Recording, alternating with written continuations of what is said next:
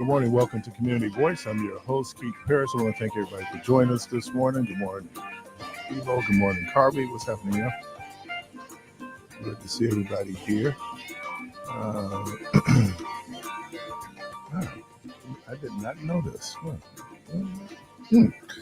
Anyway, so good morning. Welcome to Community Voice. It's a free flow Friday.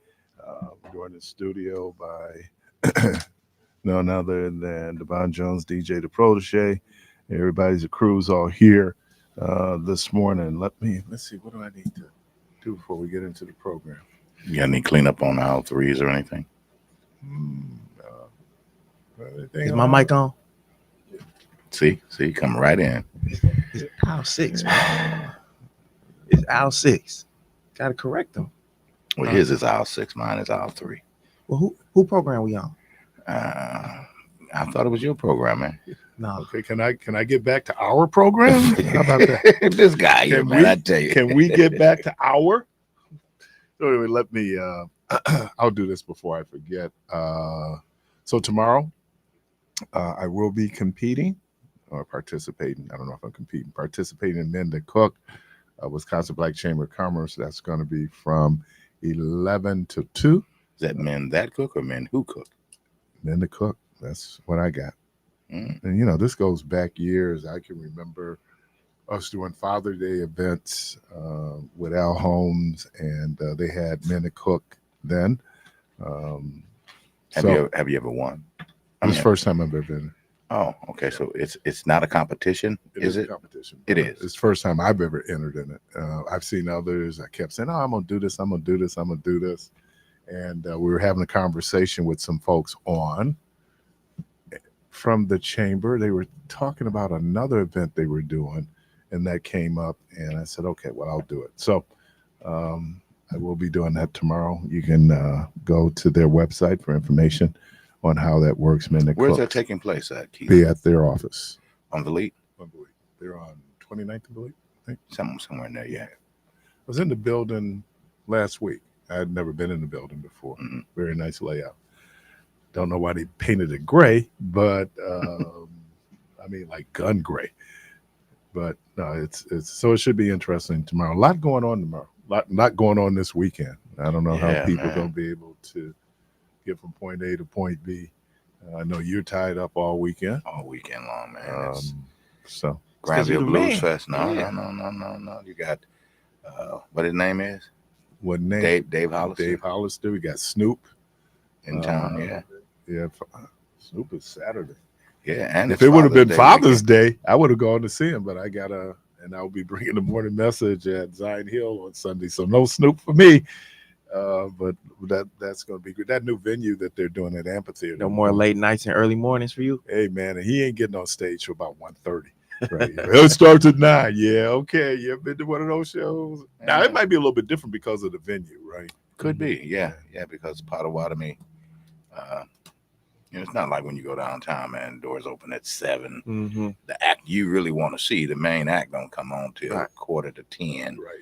And he's got to be off because they got to be out of the facility by 11. So he's only going to do 45 minutes, if that. Yeah, so it's crazy, man. And sometimes you get some great opening acts, and then sometimes you don't. Yeah, I mean, it's now I've been talking about it, but who opened for Fantasia? Was it Joe? No, I wasn't there. Donnell Jones. Oh, okay. Things your man wouldn't do. He was good. Donnell Jones didn't make. That was Joe that made that. Okay. Things your man won't do. Yeah, I think it was Donnell Jones for you. That's Joe. That's Joe. Okay. Well, it was Donnell Jones that opened for. Oh, okay. Or when I went to see Dave Chappelle. But you got to know the difference between Donnell Jones and Joe, though, man. All I know was it was a dude that got up. What is wrong with you, man? Hey, look, man, I was there for Fantasia. I wasn't there for the opening act. I heard she was sensational. She was incredible. She wrecked the house. I was there for that. But when I went to see, the first is ironic. I love comedy, right? I watched, just, I would say thousands of different tapes of comedians and recordings. And so my first real live major show was Dave Chappelle. and what's this guy? Donnell Donnell. Rollins. Mm-hmm. He was funny, Yeah, man. he is funny. He is funny. So he's a good opening act. But then you go to other situations, and it was no opening act for the Four Tops and Temptations. It was the Four Tops and then the Temptations, right? No, those two majors. But somebody got to go first. Temptation. I mean, the Four Tops. It was the Four Tops. I mean, Yeah. Temptations got far more songs than the Four Yeah, Tops. Four I Tops. mean, That's not even But you still would a call debate. them. They're still a headliner in their own right. oh yeah. Well, They are. If you don't have the Temptations on that show, then they're the headliner. you think as many people over the Isley Brothers. Well, it depends who else is on the lineup. Isley brother? There's only what, two of them left? No, that's the Isleys. Isley, talking about- Isley brothers. That was a shot at Carvey. Yeah. Play that song by the Isley Brothers. Oh, Isley Who? brothers. The Isley. You stay with It stays with us, man. It stays with us. No passes given, No man. passes given. You put a word out there, we gonna put the word on you. But yeah, Oh, he that's was right. 18. He was That's right. 18. Yeah. Yeah, that's right. He was a youngster then. He was 18. That was back when I was 18. Right. But now that I'm a man, Back in the day. now that I'm a man, I'm a full grown man. Yeah, so it's interesting. I tell you what was one of the great warm ups. Opening acts. Harvey Scales opened up for Kool and the Gang a few years ago at Summerfest. Mhm. The late Harvey. Oh my God! And Harvey- he was Harvey- in Harvey's his late 60s, early 70s. then. Harvey was one that you didn't want to have to come on stage Oh, behind. he did a full 50 minutes. Oh yeah, you don't want to come behind Harvey. You didn't want to do that Yeah, because he was. he gonna work that crowd and he jump off stage. He gonna do all the stuff, and Oh. then you got to try to come behind. Right. I remember one time he was at a party for me, and then he had a show up in Madison. So we had Savoy's. He said, "Well, come on, man. I gotta run to Madison. I got a show." Man, this was just like something out of a movie, like the Blues Brothers or something, man. When we get out of the car, the crowd is chanting, "Harvey, Harvey, Harvey." He run in the door, man. We run in there. He jumped on the stool, climbed on top of the bar, kicked over 2 or 3 drinks, and just bust out singing. I said, "Oh my goodness, There you never seen nothing like it in your life, There man." you go. This guy was an entertainer. Let me. Someone has hooked up a conversation we hope to have next Thursday with Mr. James Alexander, the Barcades. Okay. And so we was talking about you, Milwaukee. He said, "Man," and at first he couldn't. He said, "This dude was legendary." He said, "This dude." I said Harvey Scales. He said Harvey Scales and the Seven Sounds. Oh yeah, twisting Harvey Scales. Yeah. He said, "Man, because we used to come up to the Turning Point." Mhm. And I was like, yeah, well, that's funny because I was talking to Fred White, who's a drummer for Earth, Wind, and Fire. He used to talk about coming up to the Turning Point. Mhm. So the Turning Point was the spot. He was. It Yeah, was. but he went on about how good Harvey Scales. And Well, I don't know if Johnny wrote Taylor a lot was- of hits. He wrote a lot of hits. I don't know if Johnny Taylor was still at Stax then when he did Disco Lady. He could have been at Columbia, kind of. That was Right. folks watch the Stax documentary on HBO. Mhm. And there was something that Mr. Alexander said to me. He said, "Man, the record business is ruthless. Yeah. It is ruthless." So hopefully we'll be able to set that up and be able to bring him in next Thursday, really talk about that history, talk about Stax, talked about, I think he was the guy who didn't get on the plane Mm. with the original Barcades. Barcades, yeah. Right. And so we'll have a chance to talk to him. All right. Want to get the call in, did I get everything I was supposed to do? Let me clean up on aisle 6. We talked about it, but I don't think you cleaned nothing up. No, I did I did call someone yesterday, and I'm not gonna call any names, and I said, you be on people about calling people doctors that ain't. Mhm. So I'm gonna give you my pet peeve. Attributions, right? Say a quote, who said it. So I'm just listening to the program as I do the program prior to my program. I'm just listening. And in the conversation, the person said, "Some people can't do wrong right." So I kind of perked up. I said, I'm waiting. Mm. And then they said it again. "Some people can't do wrong right." Oh, now I'm calling my lawyer. I said we need to get a letter out real quick here. That was my mama. If it was introduced to this space, my mama. That was my mama's quote. So right, now, if they call up here and ask you if you got any questions, you can't say that you ain't got no questions and you don't want to know. You don't know who you talking about. Oh yeah, okay. So anyway, that was funny. So I do listen. You know, and I especially have to listen. It's not very difficult to figure out whom you were talking about when you said I'm not calling any names, though. So, because I always listen. First of all, just how good that program is that leads into my program, right? I mean, I'm a beneficiary of that host and that program because it, you know, just leads into my program. This guy's pouring it on, man. And so I appreciate that. Wow. Wow. But it was my mama. Did you hear this, DJ? Yeah. Let me, before I get to the callers, I didn't go to the school board meeting last night, but I did watch it in its entirety. I didn't even get a chance. I watched it in its entirety. And oh my God. Oh man. It is entertainment. It is.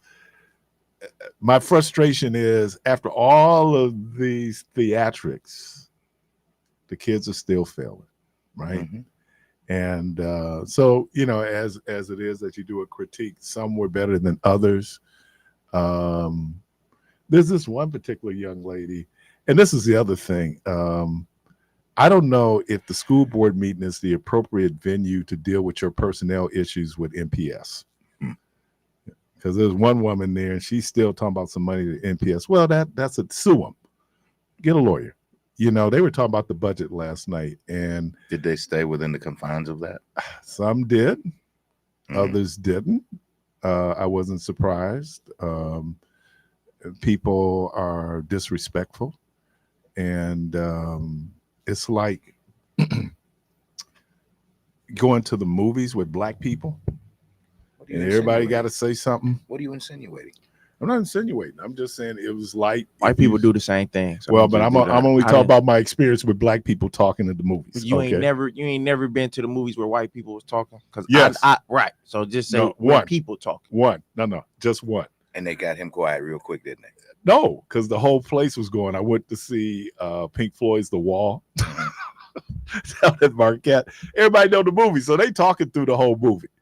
Now we talked through The Last Dragon. A lot of people, but that was part of it. But sometimes you really want to watch the movie. Yeah, that was the Films Fest. Yeah, well, wasn't it it was like a talk back afterwards, wasn't it? Yeah. No, I don't think we did. I thought we went to one where it was a talk back. It could have been, but no. I mean, people just be respectful. And somebody got up, and this woman got up, and she had a lot of authority. You know, she said, "I didn't say anything when anybody got up, so don't interrupt me when I'm trying to talk." And you might have a reaction to what's being said, but just out of courtesy. And I don't like. I'm not this. I don't say I try not to be disrespectful. I'm not disrespectful. I think when people are talking, like people's like, you don't speak. If you and DJ are talking, I'm not gonna walk up in the middle of your conversation. Hey, y'all talking. I respect your space, but this idea, and it sends more of a message. And then some people got up, and I had no clue to what they were talking about because I don't think they had a clue. You know, I think it was the microphone. Some people, you know, ain't got no clue. Lights, camera, action. Huh? There you go, man. I mean, the performance piece of it is what it is. But and then so anyway, I did. You know, Keith, I again, and I may have mentioned this before. I know that a lot of what you see when the lights and the cameras go on is for show. It's just for, okay, we're gonna sit here and I'm gonna let you abuse me for the next 2 hours, but this is a done deal already.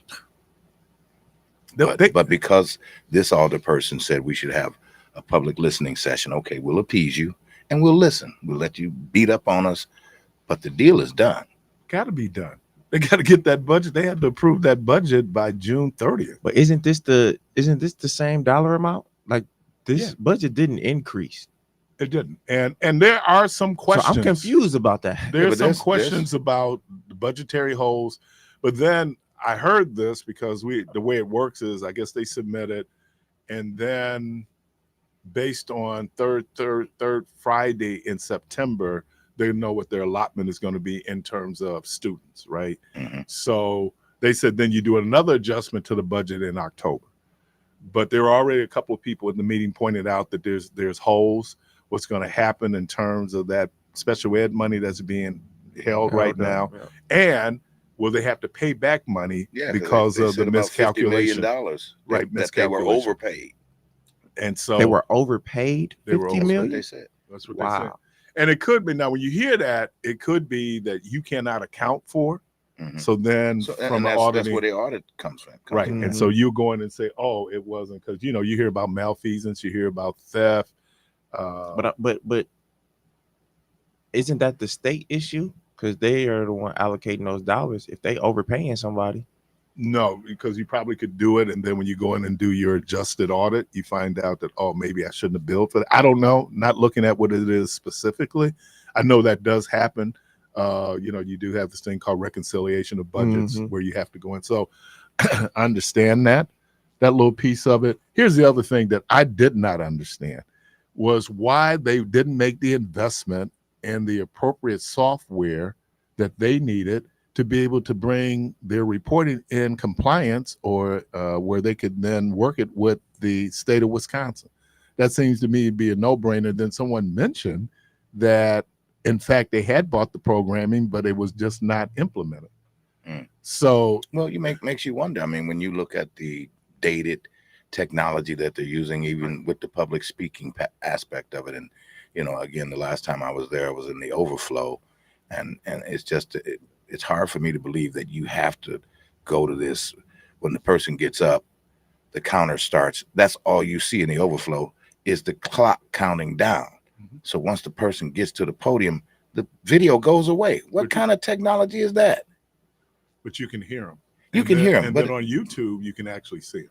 so why didn't On they Channel just 12, we did just Channel just 12. I mean, there's ways to do that. Come on, I even we do that here. There's ways. They just haven't made the investment. Yeah, so we'll see what happens with that. it's gonna be a long summer. I ran out for pizza when they were going to vote. I think they voted to adopt the budget. So did they, because they said that they went to vote and snuck out. Yeah, they snuck out. That's the other piece of it. And I'm beginning to hate this word because we're using it. I don't know if we're overusing it. The optics of it, but the optics it's a black eye. It's a sore spot. I mean, the whole, whoever's handling your public relations, how you can get information, how you respond. But they've been doing this for a while now. Well, I think it's exposure, right? Always the greatest sin. That now we know that, in fact, what's happening. And even with the recall, you need candidates to run, because those people can run again. They can. I mean, they can run for that seat. You try to recall them. So, so we did have. I did see some folks there.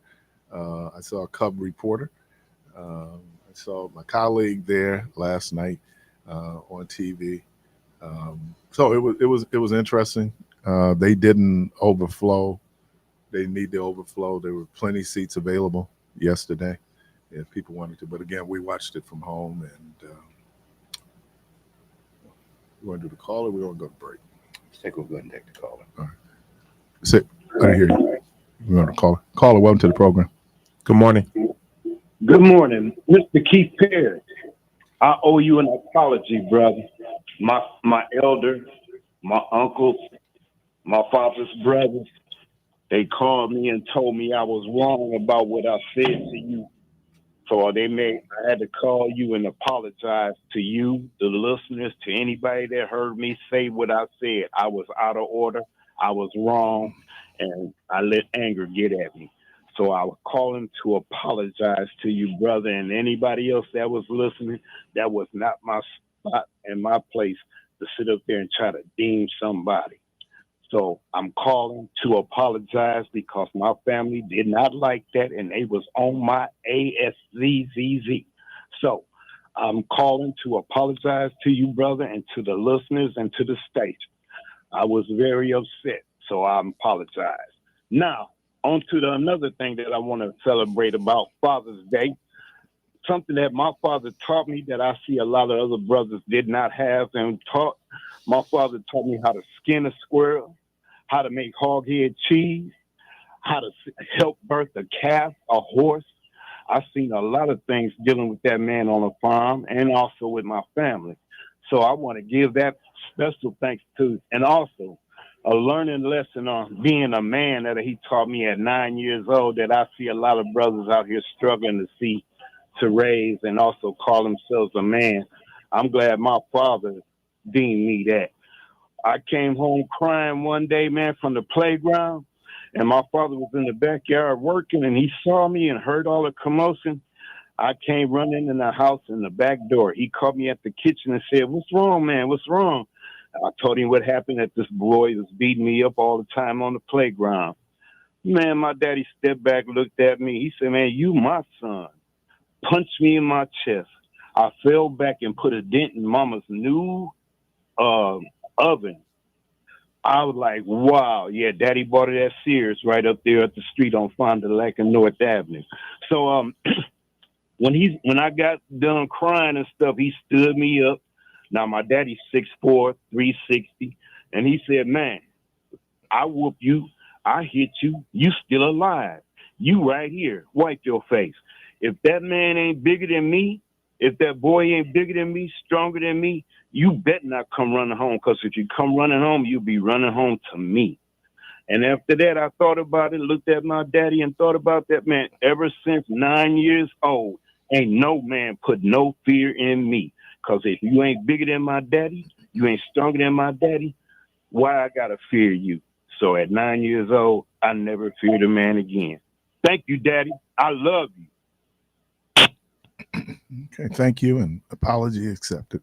Caller, well, oh, okay. You get it? Okay. Caller, one to the program. Oh, Lost it. It's still on. all right. 414-444-5250, 414-444-5250.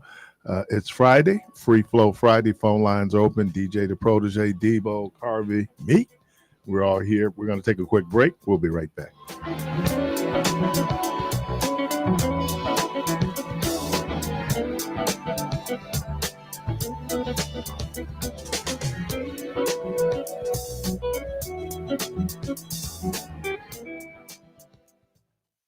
The Alzheimer's Association presents an unforgettable weekend starting Friday, June 14th at 7 p.m. with a community concert featuring saxophonist Adrian Crutchfield and friends. Saturday, June 15th at 2 p.m. is the Milwaukee premiere of the stage play Unforgettable. Both events take place at the Marcus Performing Arts Center and are free and open to the public. Registration information can be found at alz.org/WI. Looking to elevate your next event? Look no further than Champion Bartenders, your one-stop shop for premier bartending services and delicious cocktails. We're dedicated to providing your event with the ultimate bartender experience.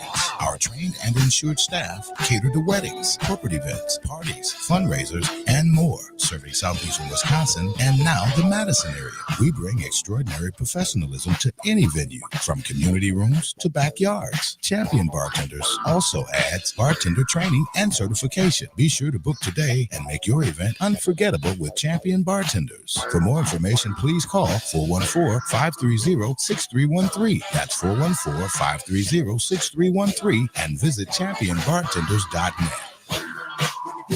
Great impressions will exceed your expectations. Great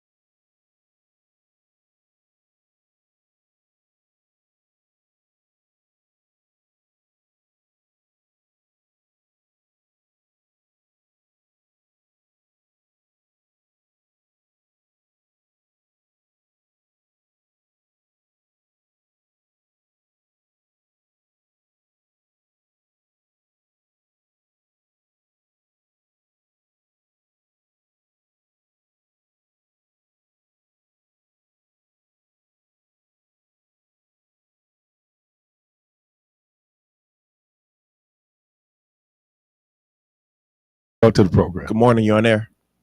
Yeah, man, we do live in a horrible city, don't we? Man, Yeah, man, I hate this place. I'm packing up my stuff and I'm leaving tomorrow. I'm glad he told me because I didn't know till he said it. Right. I'm getting on that midnight train to Georgia and I'm out of here. Hey, I just Didn't they called just to have a say- shooting in Georgia at the mall? Okay. Dude shot 4 Uh-oh. people, Okay. hijacked the Okay, bus. hallway. Yeah. Is that where that was at? Okay, Atlanta. where I gotta go. Yeah, Where don't I go to gotta Georgia. go. In fact, where Yeah. can you Where go? can you go? I was just Ain't sitting no up there place I thinking, can't man. go, huh, Dino? Steve-O? Yeah, don't call me Dino.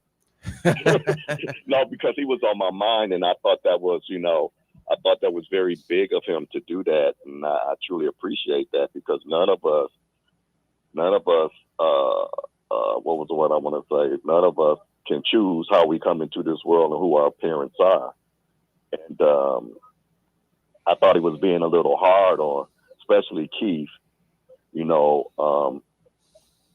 I just because I was saying that. I'm kind of like Dino. I had my father in the house, my grandfather, my great grandfather, and it made me think. And I want to take it to the Bible, where Dino's dad taught him some good things, and Dino might have followed in his footsteps, but that don't mean that his kids might follow in his footsteps. And what I'm saying about that, and I hope that they do. But when you read the Bible and you look at one king was good, but his son was evil. One king was evil and his son was good. And so we all responsible for our own actions, regardless if you have a father in the house or not. I think you turned out pretty good, man.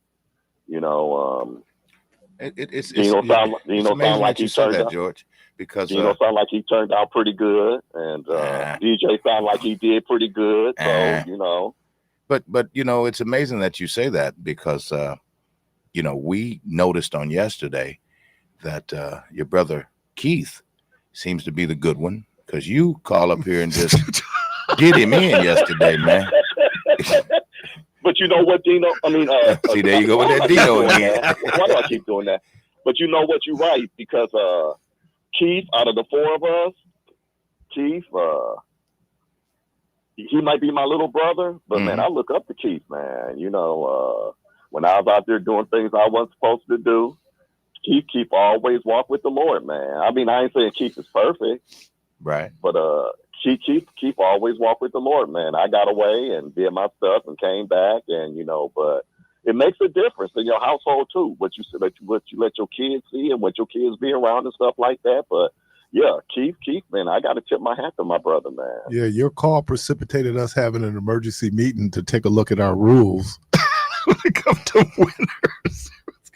Are you serious, man? No, man, Yeah, thanks a lot, man. Yeah, man. I know Keith going like, dude, we might be doing another giveaway in July.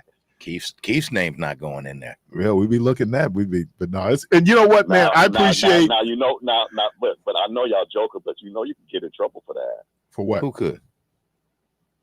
I thought y'all rules is you can't, after 30 days, you eligible to win another prize. Yeah. Well, actually, that seems to be pretty fluid because I've heard 45 days. I heard 30 days, and I haven't talked to Patrick. Because Patrick, you're listening, man. But we had a guy, man, see, like every time we looked up, here come Patrick. It was like, dude, you won again? But no, I think it's good. Let me say this, man. I really. Debo, here I go again. You said Debo. What Debo just said, man, and I believe that's why Keith is. But that's why I said that yesterday. My brother is blessed, man. All right. I mean, we all blessed, but Keith is extraordinarily blessed. Keith helped people without people having to ask. I mean, Keith walks like he's supposed to walk. I'm not saying again he's perfect because none of us are perfect. He's not Jesus, but I got to tip my hat off to that brother. Only thing wrong with Keith is he live in a horrible city. Yep. Yeah. 2 things I want to ask you. Are y'all going to talk about the sports today, about the Celtics and the Mavericks at all today? Yes. Okay, I might call back later. Okay. And where's your boy? Uh-oh, man. Who? Uh-oh. You called him his real name. I can't remember what his real name was, so I just got to remember. Remember the guy that used to come on? Oh, yeah. It's been a while, but you know what? I'm not saying he was a plant. You kept But calling. we haven't I thought heard. it was, We ain't heard from him You since kept calling him 2020. his real name. No, we heard from him. No, we haven't heard from him since. It's been a while Man, it's since been a that long dude. Since time. that dude called. You kept calling him his real name, so he like, let me get it. Let me stop. Well, calling I him. was listening a little bit to Reverend Al Sharpton yesterday, and the Hey, y'all, sister. thanks. I'll I probably come back when appreciate y'all you. talk Thanks, about George, and happy Appreciate Father's it. Day, man. Yeah. Happy Father's Day. I was listening to the sister called in Al Sharpton's show yesterday, and she was going on about how she had been a lifelong Democrat, and now she voted for Trump. She's gonna vote for Trump again, and so he did what he said, well, let's talk about the facts. And she could never respond. Whenever he brought up a fact, she couldn't respond. She'd deflect, try to move on. And he said something that I have been really mindful of, and I've heard this term, and maybe it'll be a Wednesday's word, plant. And you're hearing that more and more and more. And my understanding of a plant is someone who is basically a political operative, right? And their job is to call the various talk shows, primarily in our community, and then sow misinformation. And so I thought that was real interesting. So, but we haven't heard from him. So either he had some other issues, some legal issues we weren't aware of, or he could be playing. Could be out paying his debt to He society. could be. I don't know. But yeah, I call welcome to the program. Good morning. Good morning. Good morning. How Morning. y'all brothers doing this morning? All right, yourself. Great. I'm doing great. It's scary to think that all of them didn't resign from that school board. It's asinine for you to think that you can have millions of dollars missing and somebody still wants to keep you in charge. You all need to resign as of yesterday. When they walked out that back, they needed to resign because these kids need better. You said you're going to take 180 positions. The sad part is this is all about the money. And as Keith, mentioned, it's not about the failures, if you will, of them to educate these kids and, how they statistically rank amongst their peers, in other school systems. That's not the issue. It's about the money. But that is the issue. Do you think that there is, two things? One, even if everybody quit, you still got to put somebody back on the board, right? And then it's an election. And then this issue is still going to be here. It's still going to be there regardless of who. Systematically, things have to change. Just putting people in a position where the system is still the same. There's not going to be much change. And so, aren't the people the ones that change the system? Yeah, but might I say this, and this is the question I'm going to ask, is have we become so cynical that we just accept the fact that if kids go to Milwaukee public schools, that they're going to fail, and we just kind of resigned ourselves to that reality? I throw that out there. That's not necessarily true because everybody that went to MPS hasn't failed. No, I'm not saying that, but the majority of that school district, when you look at the metrics, holistically, for educational success, percentage-wise, they're not doing very well. Well, you know where that's at, right? It's only where we go. And that you don't understand. You don't see what they're trying to do. I mean, this is a Department of Correction is $1 billion business. Mm-hmm.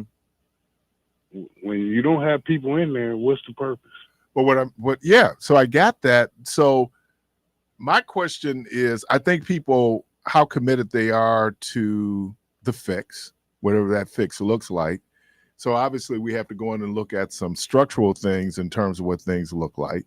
But there's still the product that's coming out of MPS. And the question is, one, why are these people failing? Remember they had this book back in the day called Why Johnny Can't Read. Mm-hmm. There's always been this crisis in education since the mid 20th century. But when you specifically in the inner city, now Milwaukee's public schools resemble Chicago public schools, Atlanta public schools. Those inner city public schools across the nation aren't doing well. So yeah, we're having this issue and we're talking about the mismanagement of funds, but ultimately, we want our kids to be able to get a sustainable education that'll help them to be able to critically think and move forward in a way that they can be conducive to a productive citizen in a society. And there's nothing wrong with that. Right. So yeah, the problem is maybe all of them are getting a cut of that money that's flowing around that's missing. I think it's far more, and I hate because I'm running out of words. It's far more complicated. It's far more layered. It's more complex than it's systemic. And I'm using this word only to say that why then does the Chicago inner city schools and Milwaukee inner city schools have the same performance issues? So now, because they got the same performance people that's running the show, or maybe it's putting the system money in their pocket. Maybe it's the system. It's not, yeah. And look, there was a sister last night. She pointed out it's also the parents. It's a lot. There's a lot of folks there that's failing the kids. Yeah, of course. If you don't teach your kid how to read and write before they go to school, they're gonna have a problem because you're already behind. Mm-hmm. When we entered school, my mama, all of us knew how to read and write. Now, I can tell you in my life, some of us went on to be engineers and lawyers. Right. Some of us became drug dealers and scoundrels in the hood. So yeah, it's always like that. And there wasn't no daddy in the house. But yeah, Dave Hollins was a great man because he coached me in football from the age of 10 to 14. So yeah, I understand what they're saying. And I understand what Dino is saying. He had a great father. He took in this neighborhood around where Northcott was, and it helped bring on a different mentality. And you trying to be out here running the streets, he got kids that became preachers, lawyers, doctors. He got one that's running 2 companies down south. So yeah, Dino, your daddy did a great thing for this hood. And we all need to realize something. Our kids need help before it's too late, man. Before it's more of them out here killing each other, and it's getting to the fact that they don't care. Yep. If you don't care about your life, you ain't gonna care about nothing. But there's some who care less about, this idea that choices have consequences, and certain things have happened in terms of behavior. I just think as much as possible, and based on everything we described in terms of systemic racism, as much as possible, I think we need to be more purposeful when it comes to our children. And I think that starts from when we create them. You don't have to create a child until you're ready to create a child.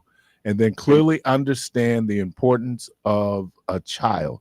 And then what my level of responsibility to that child is as an adult. I think that some people miss that. Mm-hmm. I've been doing this kind of work where I'm working with these with families. And I can tell you, if we sit down and had a conversation, it wasn't like it was like, oh, wow, we had the baby. Now what we gonna do? And so now we're dealing with a whole lot. Now we didn't have the baby. What we gonna do?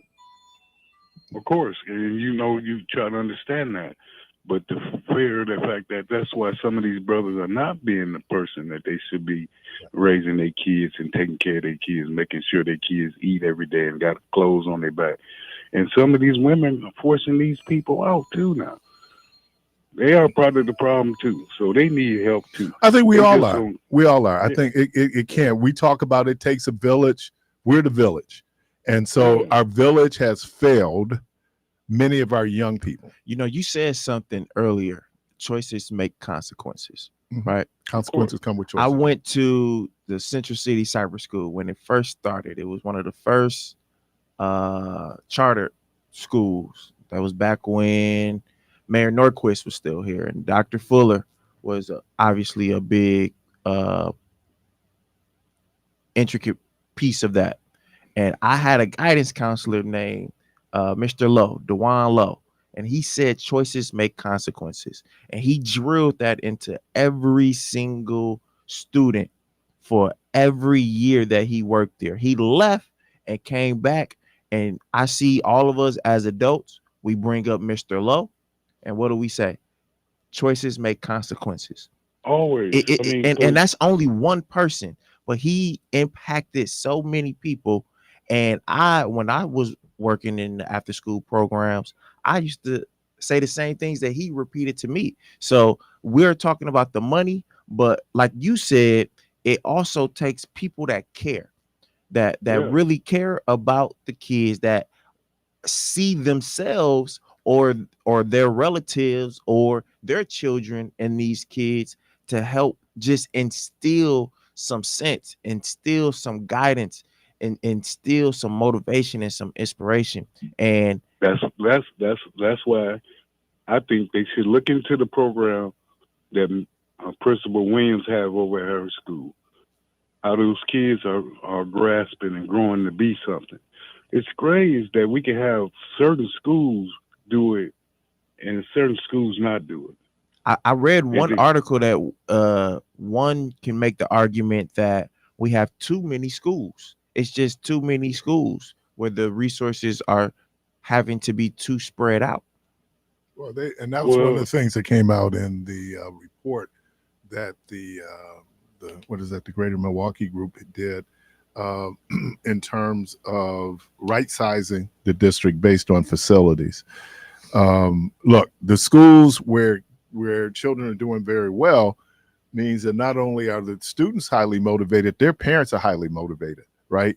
So their parents out there doing all they can to get their kids and go to my year, or to get their kids into Reagan. I was just about to say they're intentional in where their child goes, because they see the value of that education, where other people, oh, my kid just got to go to school, you know. And then, you know, it was interesting. You said that you're way ahead of where I was when I started school, because I spent 3 years from 2 to 5 in the South with my uncle and aunt. They never taught me my alphabets. They never taught me how to spell my name, recognize my name, a phone number, all those things.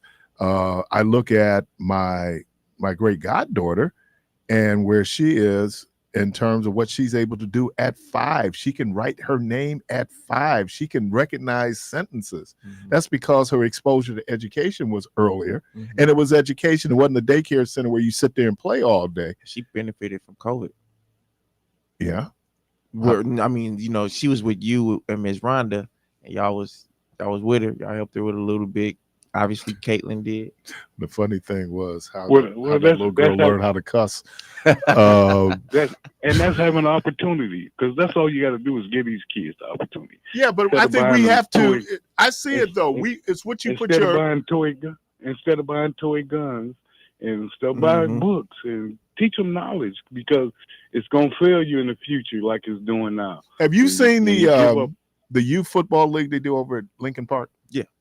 Yeah. You see all the dads. You can't even drive. You see all the dads that are over there. I mean, the dads are there, right? I coached in a league. Okay. Yeah. So the dads are there.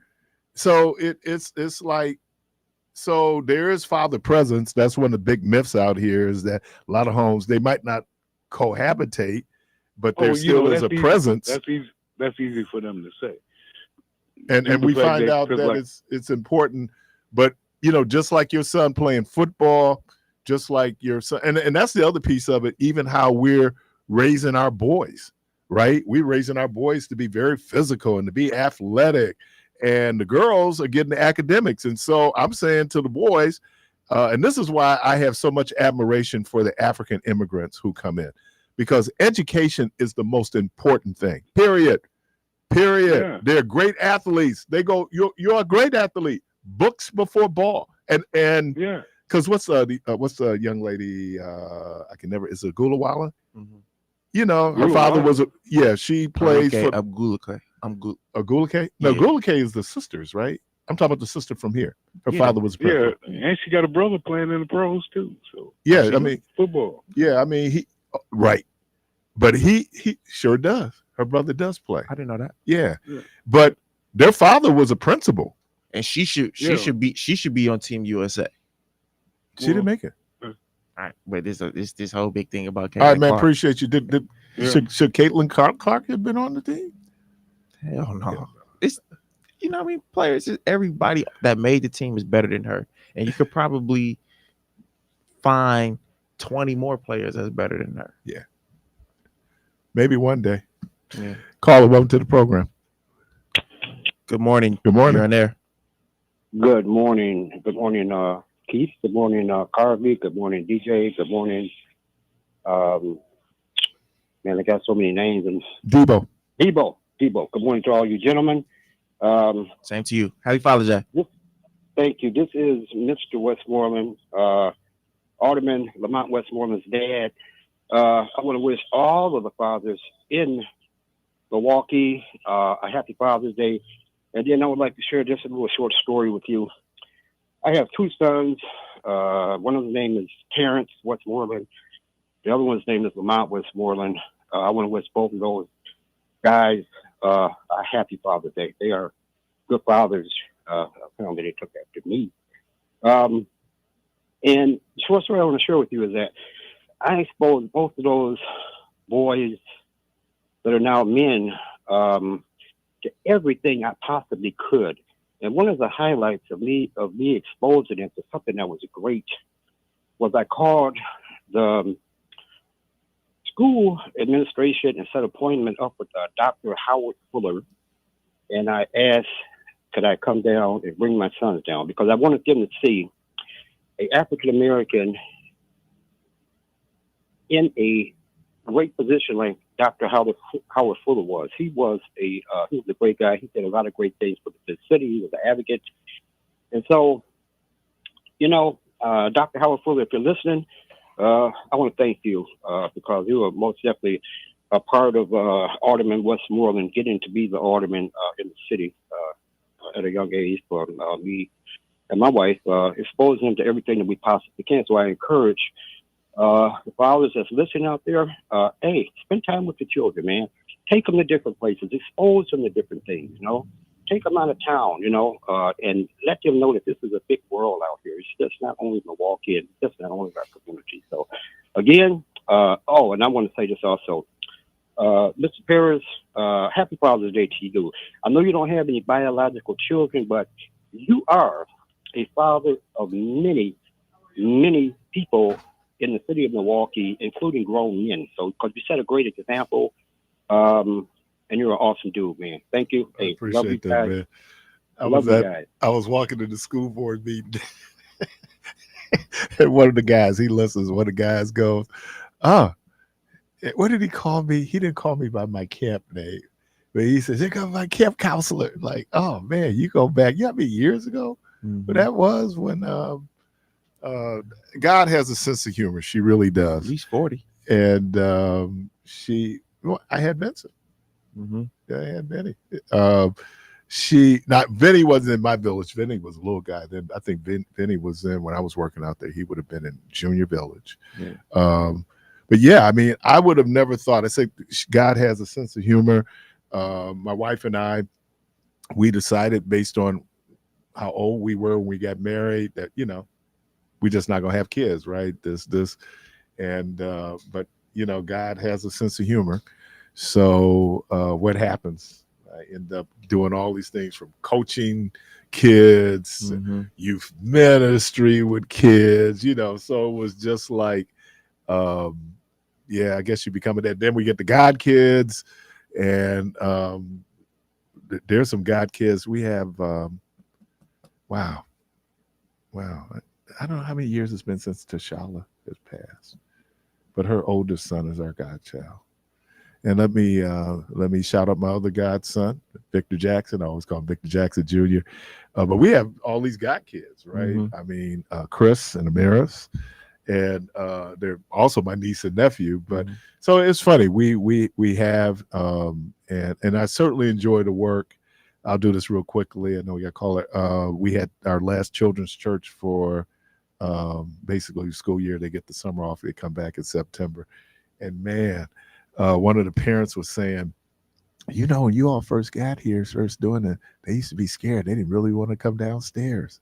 She go, now, second Sunday, they want to be at church, and it's fun just because you sit there, you listening, and you're going, wow. And then you see their full potential, right? I mean, you see it. So we feed it. as much as I can there at Zion Hill Church, whatever I'm doing in terms of youth and children's ministry, we bear whatever the expense is, we'll take care of it.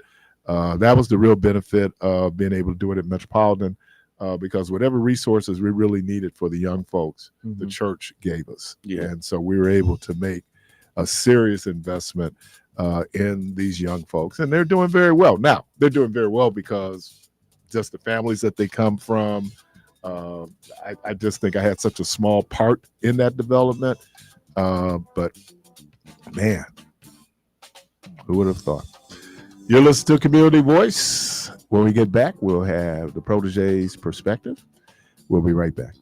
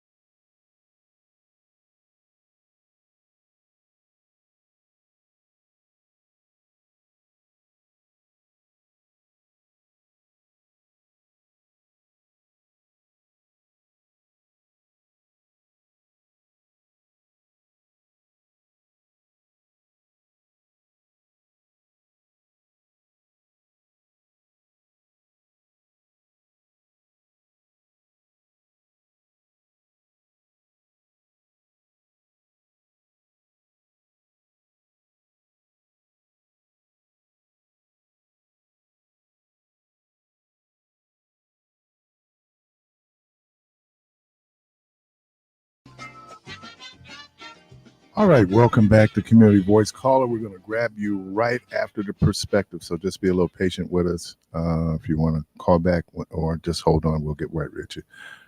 And now it's time for the Protege's perspective. There's much reverence bestowed on those who we think highly of based on their perceived stature through the lens of societal merits. Whether this is a person or a group of people, albeit institutions and organizations, things that resonated with you became strongly enough that you were a supporter. Through this, you began to listen closely to that person or groups of people's perspectives on topics that matters most to you, often assuming that they too will align with your frame of thinking on the matter. The more these people sound agreeable to your perspective, the more support they would garner from you and others alike. This is even safe to say that through the cohesive perspectives on certain topics, these people were placed on a pedestal. This person or group of people may be placed on a pedestal so high that we forget that these are simply mortal men and women. The support for these individuals can reach heights of fandom, idolatry, and adulation. Holding anyone with such high regard can lead to a traumatic disappointment, which begs the question: when Sugar Honey Iced Tea hits the fan, are you still a fan? Understanding that these people are just mortal men. When Sugar Honey Iced Tea hits the fan, are you still a fan? Through many disappointments and controversial statements or actions, when Sugar Honey Iced Tea hits the fan, are you still a fan? Recognizing that the only person to be regarded as a perfect man has not been seen by those who are current living beings. Where will you stand when others spot out things that seem to be obscene? Everyone has their faults, and no one is the exception to that. Everyone is also much more than their worst deeds, and that is most certainly a fact. Grace and mercy are things that we would certainly welcome in abundance, perhaps. As something unpleasant comes about, will your support stand pat or will you stand back?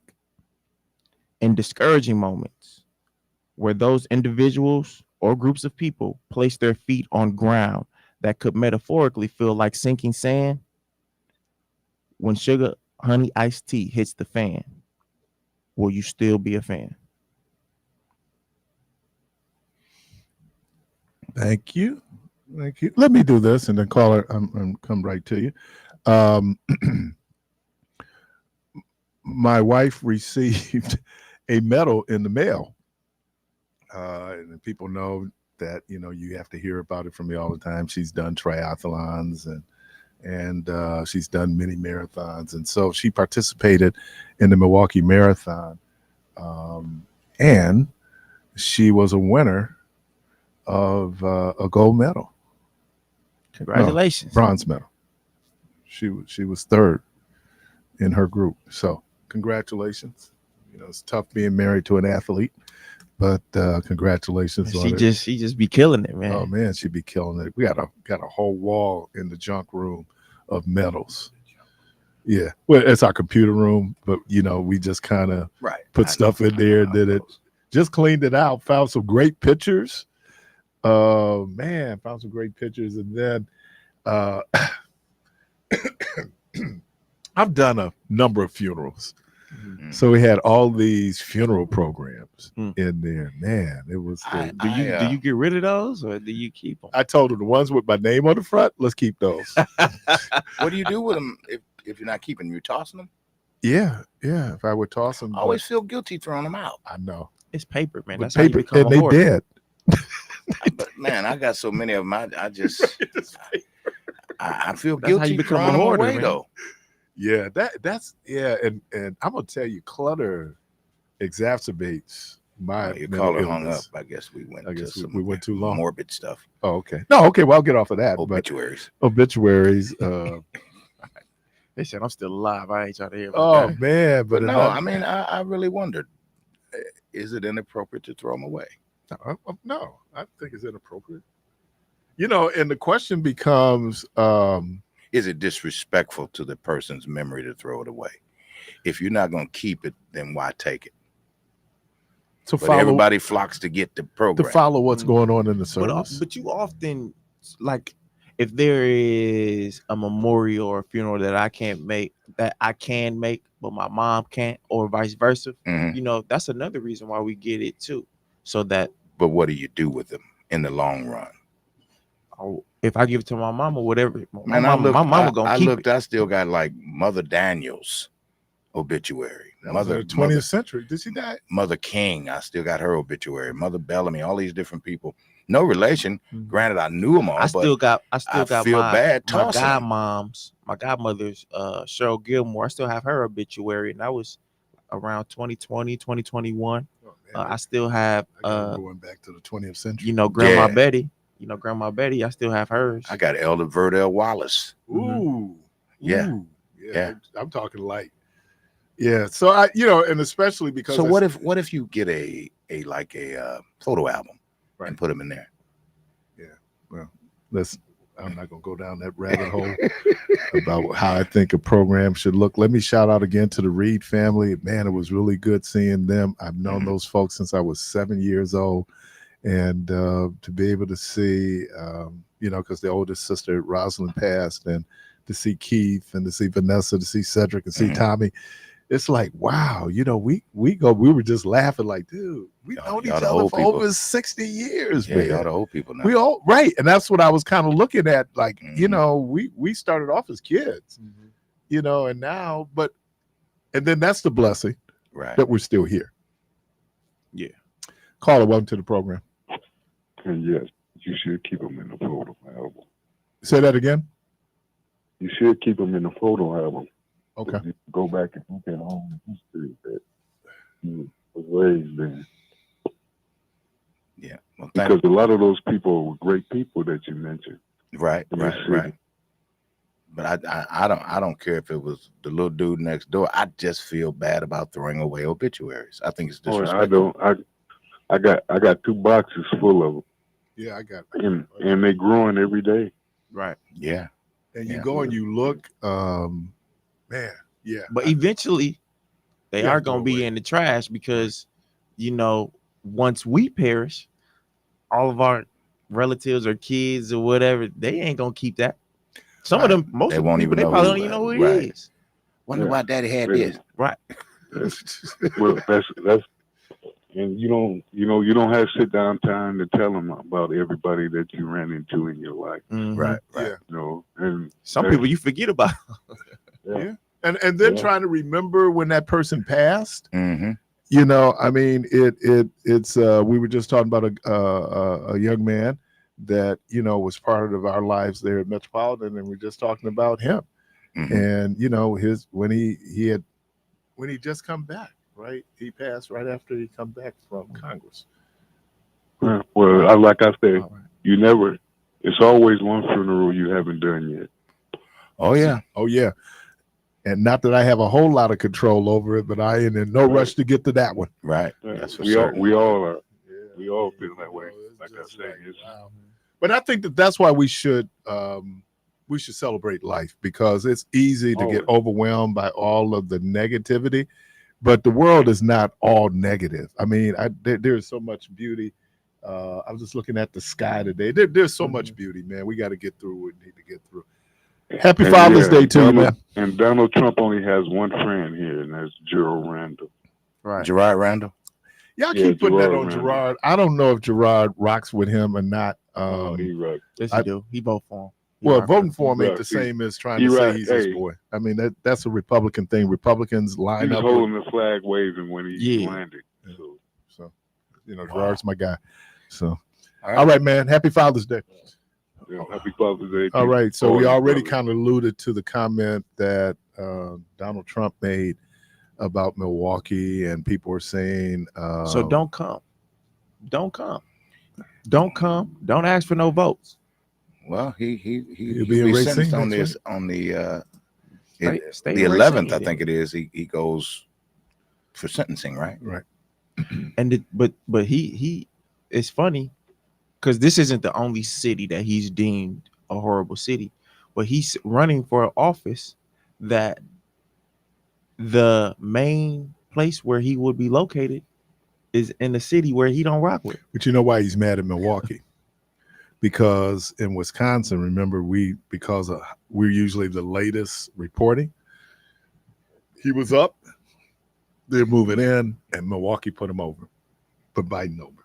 Mhm. So he ain't got nothing good to say about Milwaukee. Wasn't he here though, or did he cancel it? Wasn't there a rally he was supposed to do here in Milwaukee? Well, he did one. I don't know about in Milwaukee. I know No, it was in he was Milwaukee. in the He was- outlying areas, Waukesha, stuff like No, that. he did was one like in at the Milwaukee. Pfizer Forum. Yeah, he did one in Milwaukee. Really? Yeah, I don't recall. Yeah, he did one here, but whatever. Look, I man, remember Are you because when I talking was driving in the last election he was in? yeah, because I remember because I was driving down there and streets blocked. oh man, you couldn't maneuver.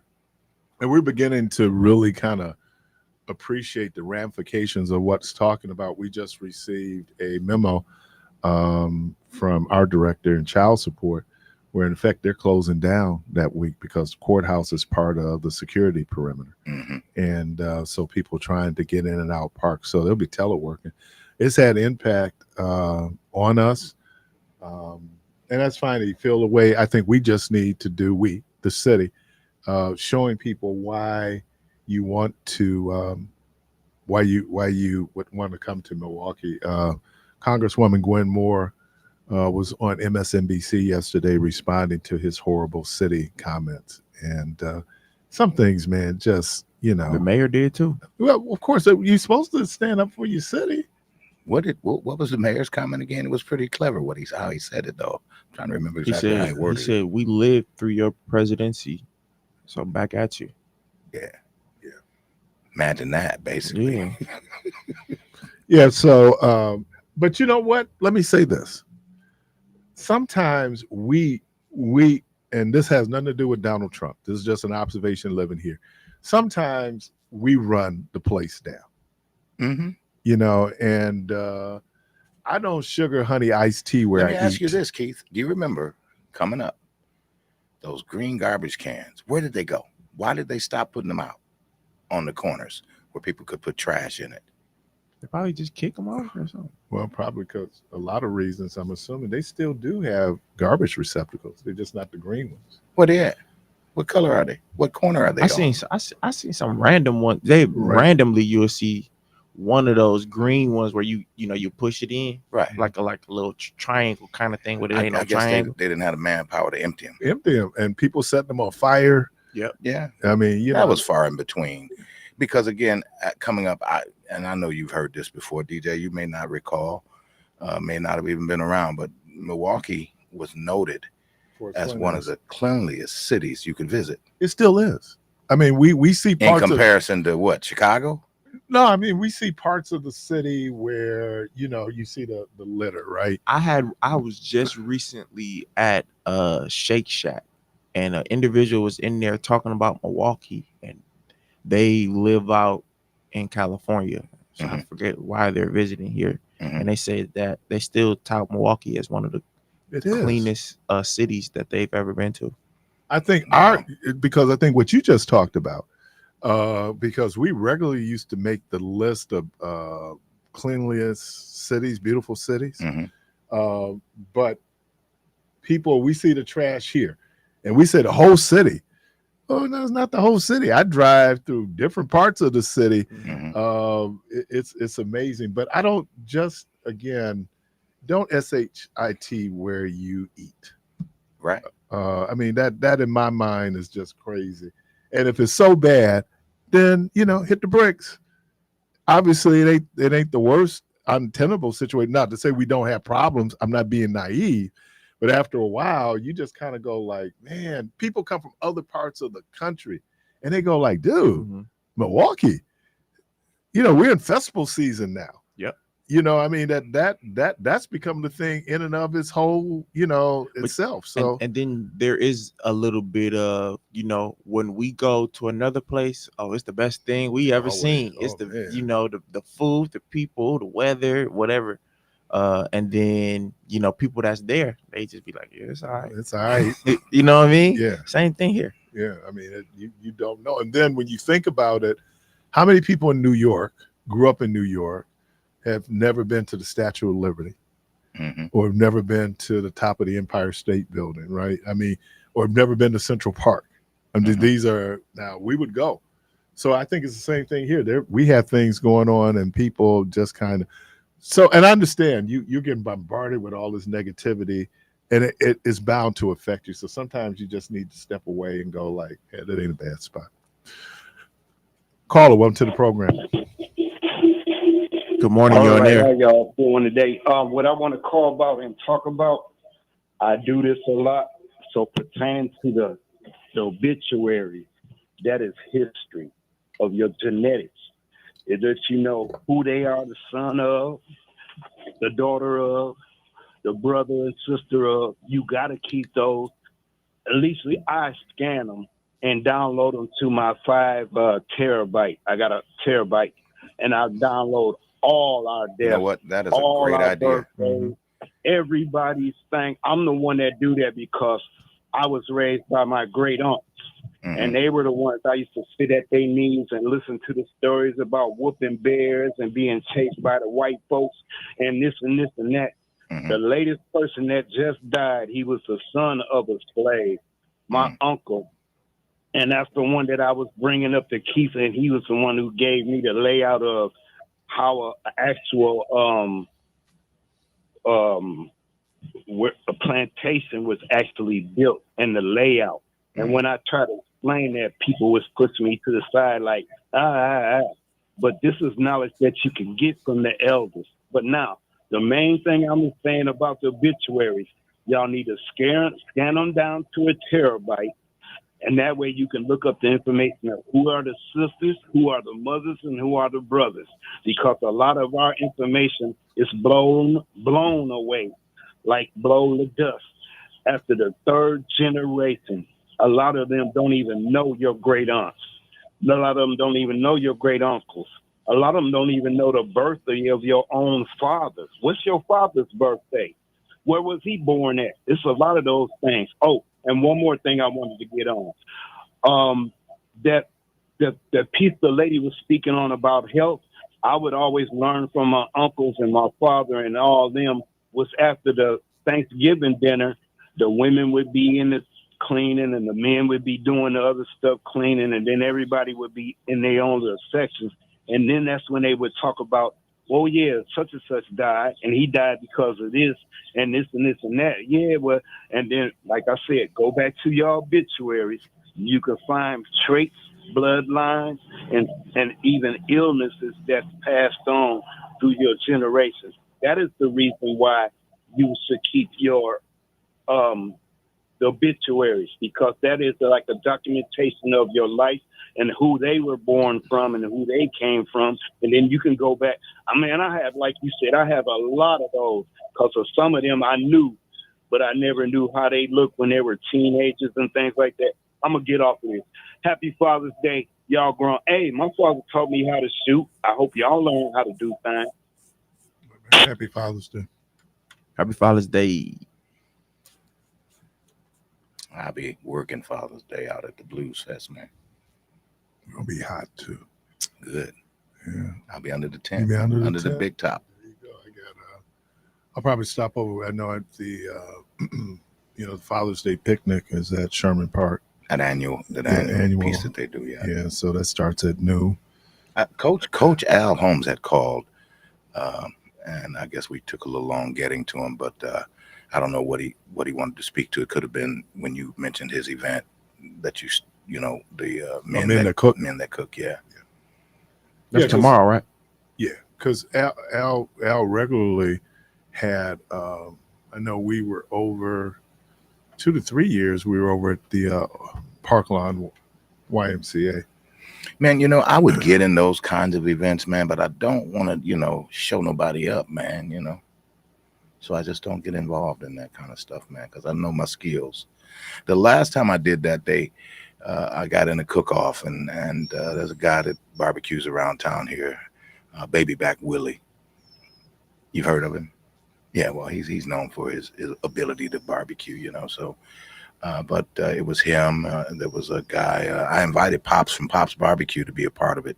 He declined. He already knew he was outgunned. Then I had another guy who proclaims to be, good. So about 5 or 6 guys, man, and I won. And they swore because Jamie Rake from the Shepherd Express was one of the judges. So they were outside judges, and they swore I had it rigged. So I just stopped getting involved, man. So you won one time. Yeah, hey, that's all it takes. How many have you won? You went out on How top. many have you won, BJ? I answered none. Okay. That's all I'm saying. There's a reason you haven't entered. I entered because I knew what my ability was. It's stuff that I'll smoke you in. It ain't no thing. We can. It's stuff that I'll smoke you in. Well, okay. Just You're not talking about cooking, right? Just a lap around the block. I'll smoke you in. We talk about cooking, man. Yeah, but keep it within the confines. No, all I did was ask him. How many times you went in? Well, I've only been in how one. Many you in one? But Right. there are those that was in the one and have never won. So I still got more than them and you. That must He must got be a your ring, greatest- dog. That must He be got your a greatest ring. achievement, man. He got a ring. Charles Barkley over there. Nah, he act like I tried to come at him. That's Charles Barkley over He there. got a ring back there, man. The dude got a ring. Don't be messing with him. Hey, I got plenty of accomplishments. I get it. I Vanessa's got a ring, man. Hey, I never I'm tried to far from take. Vanessa. Yeah. Bet he can run you around the block too. I ain't talking to Tenacity. I'm talking to you. Hey, you quit. Drop the mic when you win. And why you come That's back, it, man. You If just I walk away. never win another I've one, never win I another got one. one. There you Got go. one. I walked out a champ. That's it. I walked out a champ. Caller, welcome to the program. He probably shedded a tear when he did that. No, it confirmed what I already knew. The that greatness. I was the best that day. There you go. And that's all that matters. Caller, welcome to the program. Good morning. Good morning. Good morning, Dr. Ward. I'm gonna hook up with what your Dr. Debo was saying about cooking and grilling, and who is the best. I've never grilled anything, but I'm a masterpiece at one thing, telling you if it's good or not. Telling you if it's good or not. The genius. I don't eat swine, but when they used to grill, my mother-in-law would cook me a steak, barbecue or grill me a steak, and everybody wanted some of mine. As far as being the first, you were talking about the first. I went at Mary Holmes Junior College. I went to Atlanta University, and I went to the University of Dubuque. Dubuque was almost all white. We had 16 blacks there. I went on a full ride. And they had a psych class it was a large class professor by Dr. Sandin. And he had about 2 tests each semester. And whoever made the highest score on that test, his name was all over the campus. And when I got in that room, I majored in psychology. This was psych class. I had a goal of please let them call my name one time. That's it. One time. And I accomplished that one time. And those white students around wonder, how could he do that when all he does is sit down at his desk and have that preacher pose? You know, the preacher pose is with your hand on your chin. Mm-hmm. Dr. Martin Luther King has that pose. My grandson has that pose. That's a colored pose for intellectual black people. Wasn't there but isn't there a statue called the Thinker?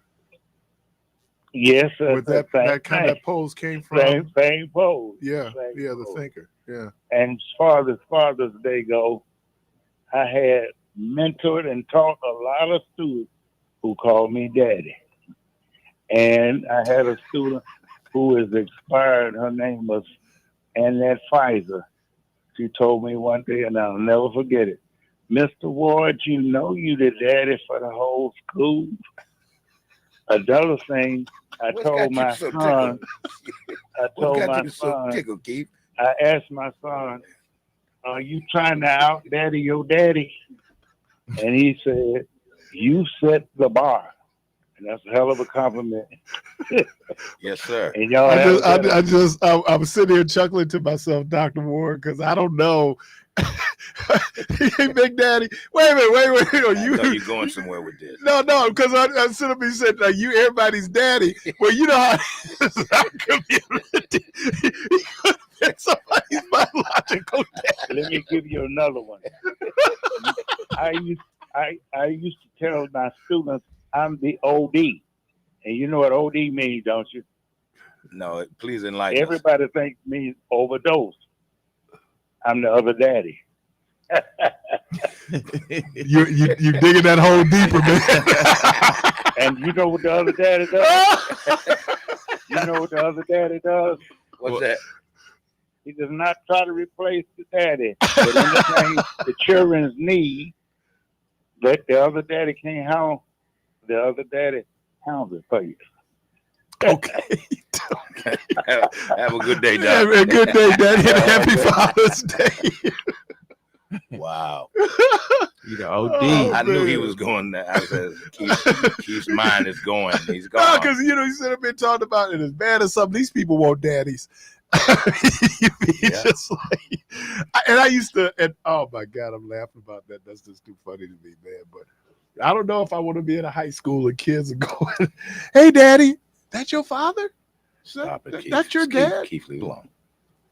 Jeez. Oh my God. I used to think, I'm looking at Bill Taylor. I'm that dude my daddy? Because we look a whole lot alike. I never see his daughter. I say, how's Dad doing? Wow. You don't know. No, I told that story on the other program that it was a kid that asked me to be their dad, and I looked. I was like, no, I can't be your dad.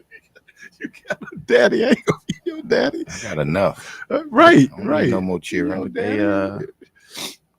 They dad was in Chicago, so I guess they haven't seen their dad. So well, working in schools, sometimes you are the most consistent male figure in a lot of these kids' lives. That's where I was about to go. I mean, is it the worst thing in the world to be looked at in that way as someone that they would want to emulate and would like you to have been their father? Right. And my mother used to say, I would say the first role models probably came from church. I mean, from school. Mm-hmm. You know, a lot of the church. Some of them church role models, though, you got to watch them. But when you were a kid, and then you find out that adults are adults, right? Because now I'm an adult. Mm-hmm. But when you kind of look up to them, it's really interesting when people you with them teachers all day, every day for Yeah, but I couldn't wait to turn 18 so I could go to Tehran's legally. I couldn't wait to turn 18. And guess who was hanging out in Tehran's? Your teacher. The teacher, like, dude, I want to be up in here with the. Come on, man, dude. They probably saying, man, what you right. And they sit up and going like, I'm getting old because now my students up in here with me. Right. But no, man, I think that's important. I think I said this the other day. One of the people that I admire so much, figures in the Bible, is Joseph. Yeah. Joseph stepped in, right?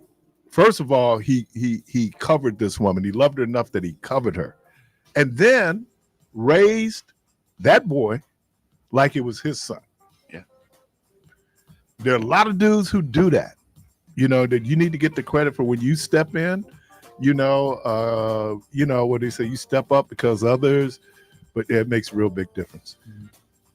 You're listening to Community Voice. That's the name of the program. We're gonna take a break. We'll be right back. Okay, Daddy.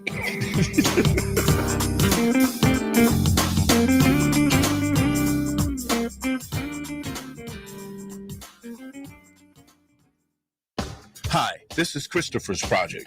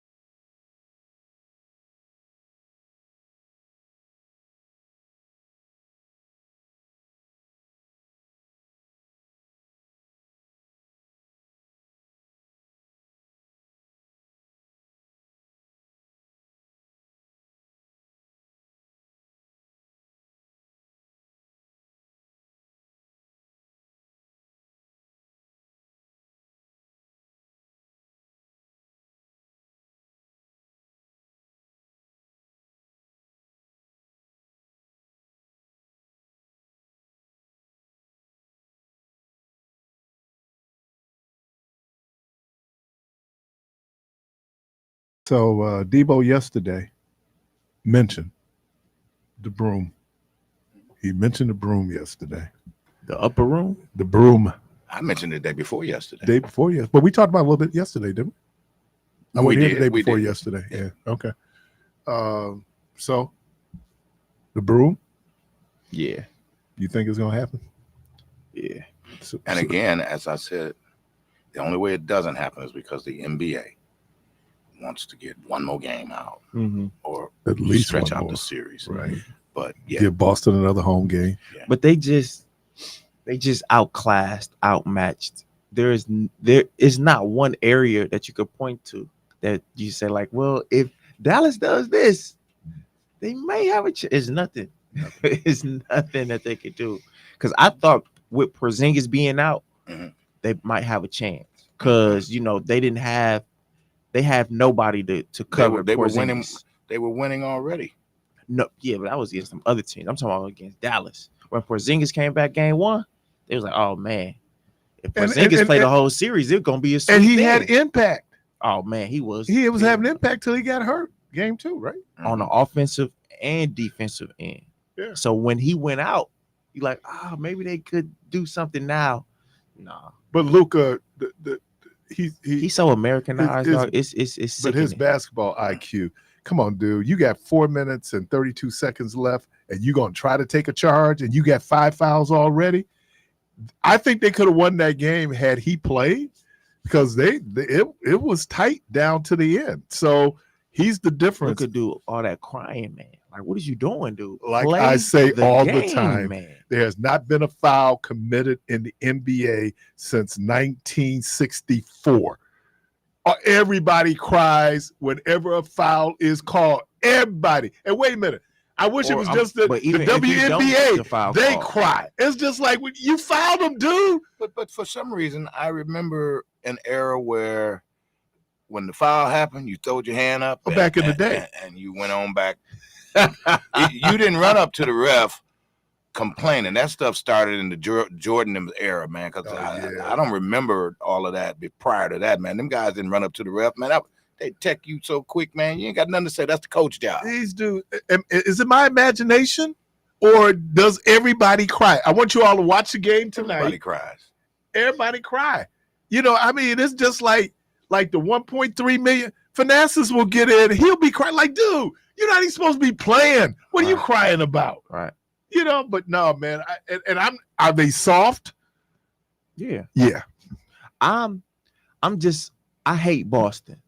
So it just hurts my soul that they gonna win another championship. I know. But the only thing that I'm cool with is, I'm still a supporter of Drew Holiday. Yeah. You know what I mean? Right. So it's like I'm and guess what? You hear rumblings now about the ramifications of the trade. And if Boston wins, which it looks like they're probably going to do, those of us in Milwaukee are going to be saying, oh, so we sitting at home, this dude playing. Yeah. And he has, I told somebody, he or either Brown will be the MVP. Yeah. It's going to be Brown. You think it's going to be Brown? Yeah. He been the most consistent throughout the playoffs. And the dudes that, the Pritchards are not hurting them. I mean, no, everybody hurting them. They just well, have Horford no didn't have answer for Boston. Right. There's and Horford didn't even have a great game. I mean, it was, but I think Boston has more experience. It helps to have Drew Holiday. And they lost in the finals a couple years ago, so they still have that. You notice about them, even when they came out, man, and Dallas put them haymakers on them, man, and jumped up. They didn't panic. No. Well, that's what I used to love about the Showtime Lakers. Oh, you go and run 10 points. They're going to run 20 on you. So your second strike, the ability to come back, as you say, withstand it and go. But I think Doncic's falling out of 4 minutes. That could have been a very different game at the end had he been playing. They were still going to lose. I think they really like didn't want to give him that call. He'll lay on the floor. And well, why would he do it? Yeah, that was dumb. Well, I mean, it. You got 5 fouls, man. But even before that, he made terrible fouls. Like one of them was just a like blatant that, reach-in like foul. He throw it over his shoulder. Come on, man. Oh, when it works though, we'd celebrate that. Oh, what When a it great do- pass. Yeah, when it don't work, No, I don't Yeah. do that. If it's dumb, you it's ever dumb. hear a If coach it's a like, bad "No, shot, okay, all right." All righty then. a bad shot is still a bad shot, even if you make it. Because I think one of with a great No, example of that. it's not. It's not. I Yes, it don't is. agree with that. Yes, What's it that? is. Because if Said a he bad shot is still a shoot the bad shot, same even if shot you and he make it. missed, you can't say that it's a bad shot. It's a bad shot if you miss it. No, It's a good shot if you make it. nah, it's never. It's a good. bad. A bad shot is a bad shot. No. Yeah, you can't, because the same things that you allow It in. wouldn't be a bad shot if you made it If right. you no, don't- no. Here's no, the key. no. If It's you not a don't bad allow, shot. if you don't What it allow is something in losses, bad shot selection. right?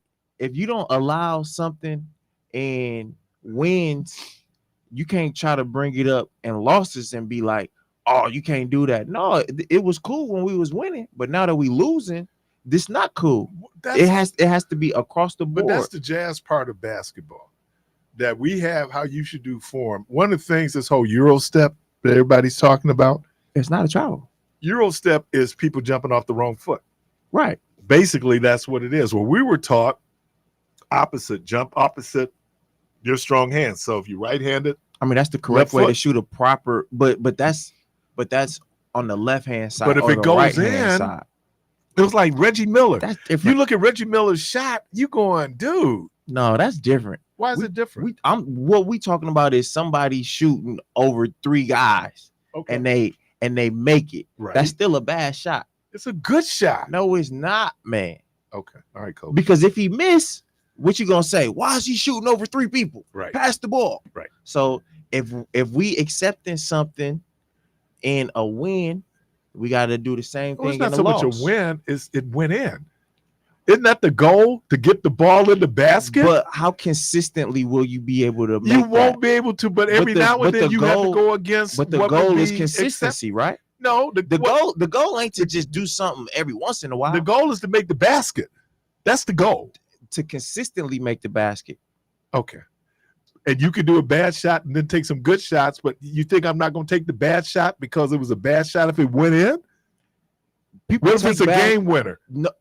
No matter what, Okay. a bad shot is a bad shot, man. Okay. All right. Carl, welcome to the program. What's up, y'all? Good What's morning. happening, Hey, man? George. You know who? Okay, so I'm gonna say this, y'all, and everybody on the TV is getting on Luca, right? How many points did Luca score? Like How many assists 26. did he have, and how many rebounds did he have? That don't matter. It didn't matter when he fouled Yeah, out, dude. George. No, Here's that what don't- I'm gonna say. That don't matter Here's what because I'ma he say. shot what was it, 11 Well, for I'm not even gonna get 27. to. That's not efficient. There was 4 minutes and 32 seconds he didn't play. And then how many points was he giving up on defense? Well, you Here's what I'm. with We don't Here's what pay I'm him to gonna play say. defense. Come on now. Here's This is Here's what I'm- basketball. Can I talk now? Yeah. Here's what I'm gonna say. Where I think they lost the game, man. Did PJ Washington help out? No, Did what is his name? Jones help out? no, What about Gafford? no. Okay, that's how they lost the game. Because when they ran through those other guys, those dudes was hot as what they say, fish grease. Right. They done disappeared during the Boston Celtics because they know. I'm gonna be honest with you. I thought I knew sports, but I guess I don't because there's no way that I thought Boston, without Porzingis, was gonna beat these guys. I just knew Dallas was getting the ring. I'm happy they ain't. As much as I don't like the Boston Celtics, you know, I came to a conclusion. I'm not racist, but I'm prejudiced. Even when me and Brenda sitting up watching a Family Feud, I hate to see a white team beat a black team. I didn't want to see Luka get it. I think Luka been playing okay. Yeah, he did some dumb stuff, but they all do. They all take bad shots. Look at what's the light skinned dude on Boston? Tatum. Tatum. Mm-hmm. Look at all the turnovers and crazy shots he be taking. But George, let me ask you a question. George, And hold them on. still I bad think you're right. shots. Tatum take a lot of bad shots. I think Brown is going to be the MVP. I think he deserves the MVP. But George, they lost by Yes. 4 points. They lost by 4 points. I cannot believe, and it wasn't like for it was Doncic. 99 to 106. Yeah, but that was at the end when they're shooting free throws. The game was close to the very end. You can't And tell look me how that far that, along that the Luka on the 1-point floor lead. wouldn't have made a difference those last 4 No, minutes. it wouldn't, because he plays terrible defense, man. He would have scored. Dude, and he would give it up. Okay, but he's scoring. They didn't have anybody else to score, DJ. Keith, So if you TJ, get you're a 30 coach. and you give up 30, you're not helping. I don't pay him to play defense. As much as I don't Come on, really man. like This is Luka, basketball. y'all This is putting all not the blame on football. Luka. Okay, Those other it's the guys You have to pros. play respect to him. defense. It's the This pros. is basketball. It's the pros. It's not football. It's the pros. You don't pay him to play defense. You pay him to win, and that's not what they're doing right now. They're not doing, but you can't tell me that 4 minutes and 32 seconds and one of the best players in the league is sitting on the bench. That's not going to have an impact on the game. We don't pay Washington to be on the floor at the end of the game. Yes, We you played do. Luka He's a Doncic. starter. He's a starter, but he's not making the money that Doncic and Kyrie Irving is making, because that's what they're paid to do. What you gonna say, George? What you say, DJ? I'm trying to get to I'm you. lost What 'cause you, what you y'all saying? talking and I can't. Y'all done made me lose my train of thought. Because I asked y'all a question. So those other guys, by them not helping out, that's, to me, you don't think that makes the difference in That the was game? a contributor. Those other three guys not contributing? That's a contributor. That's a contributor. You always need the others. You know. So during the other series that they was hot as, like I said, fish grease, don't you think that's what made the difference that they ran? Because I didn't think they was going to get past Minnesota. Okay. But they did, and that's Okay. because those other guys was doing what they were supposed to be doing. And maybe they're not that good. Sometimes your star player ain't always going to come through, so those other guys got to step up, right? But yeah, I agree with that. But we pay the star players to come through at the end of ball games. And if the star player is not on the floor, not because of injury, but because of a dumb foul, that was 4.5 minutes. That wasn't a minute left. But you can't. That's 4.5 but minutes. you can't ignore the other 5 fouls that wasn't good fouls either. I agree.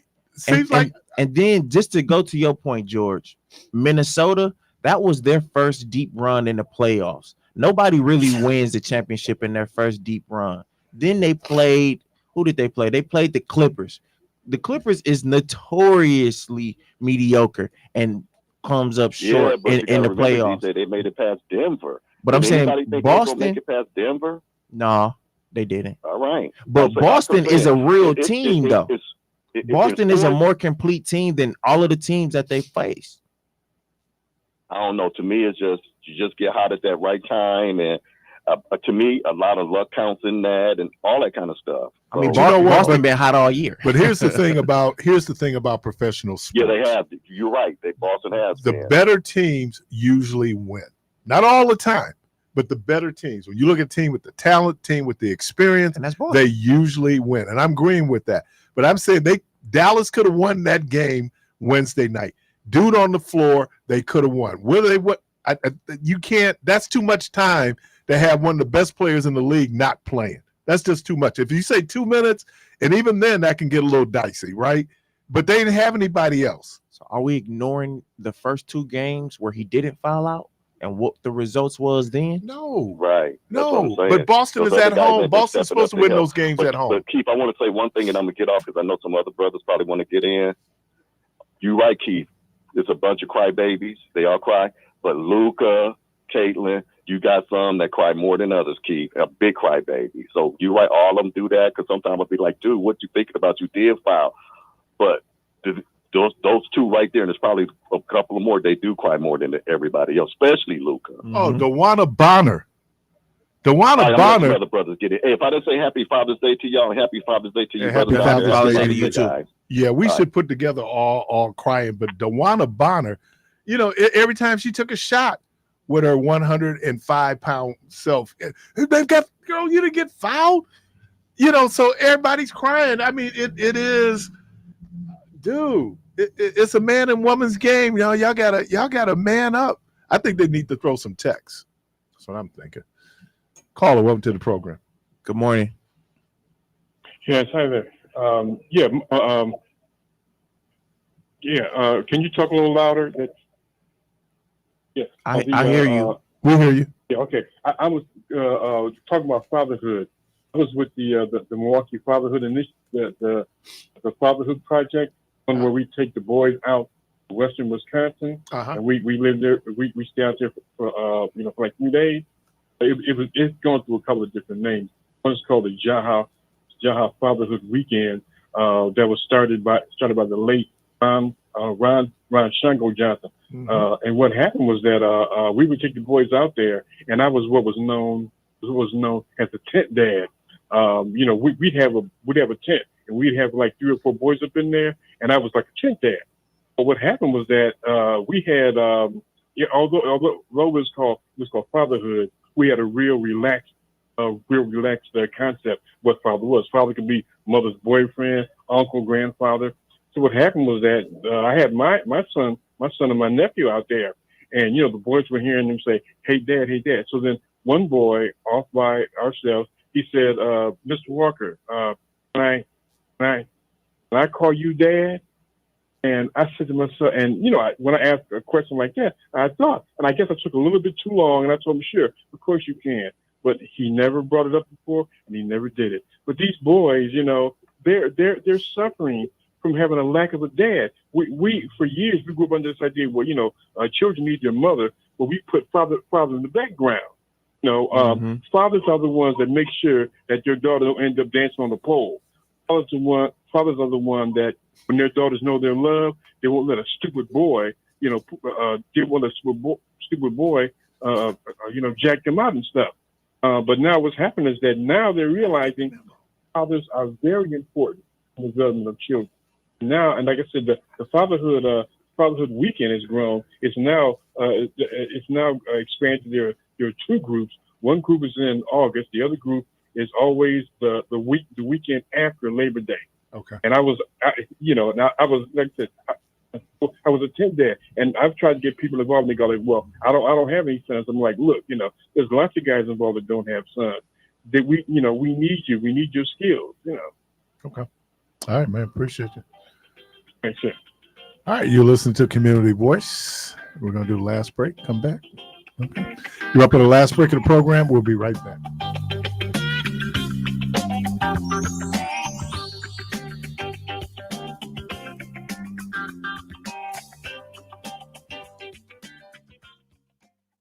Attention all vendors and community partners. Get ready to showcase your services and make meaningful connections at WNOV's 9th Annual Community Resource Fair. This is your chance to shine and reach out to the heart of Milwaukee on August 17, 2024 from 10 a.m. until 2 p.m. We're calling all businesses, organizations, and service providers to join us in this vibrant celebration of community spirit. Whether you offer healthcare services, educational, and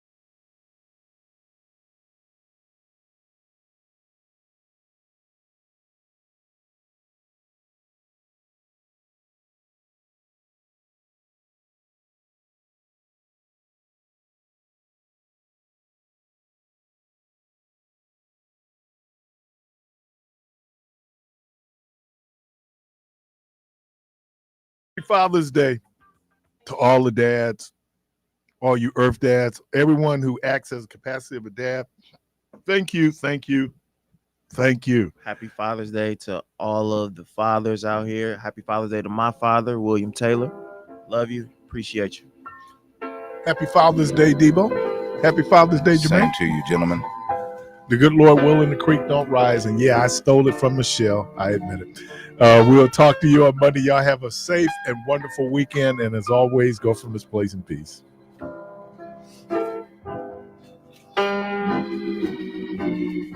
Father,